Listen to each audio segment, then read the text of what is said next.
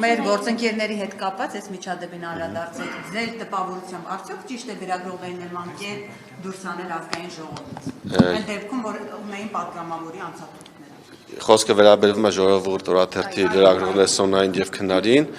Ես նրանց ասել եմ, որ եթե դուք այստեղ եկել եք որպես հրավիրված անձիկ, որպես քաղաքացիներ, ես ձեզ կպաշտպանեմ եւ չեմ թողի, որ ձեզ դուրս հրավիրեն, որովհետեւ դրա իրավունքը որևէ մեկը չունի օրենքով սահմանված կարգով։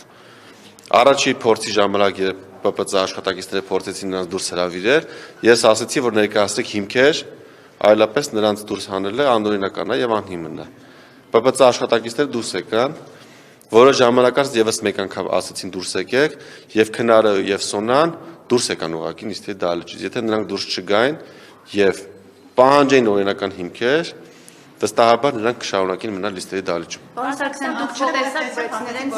նրանց քաշ քշելով, թևերից բռնելով ուղղակի ազգային ժողովից հանեցին։ Լրագրողի վերաբերյալ նկատմամբ նման վերաբերմունքը ճիշտ է, ձեզ բռնի ուժով, առանց այդմ ոչ ահաբեկչություն էին անում, ոչ էին խանգարում, ոչ ինչ։ Տեսեք, նրանցից պետք է անել հետեւյալը, իրենց որպես ազգային ժողով, որպես լրագրող մուտքը այս պահին սահմանափակված է եւ նրանք օրենքով իրավունք չունեն որպես լրագրող մուտք գործել ազգային ժողովի տարածք։ Դա օրենքով սահմանված կարգով սահմանված է։ Նրանք պետք է ուղղակի ասեն, որ իրենք որպես քաղաքացի են եկել եւ շարունակեն մնալ նիստերի դահլիճում, ինչը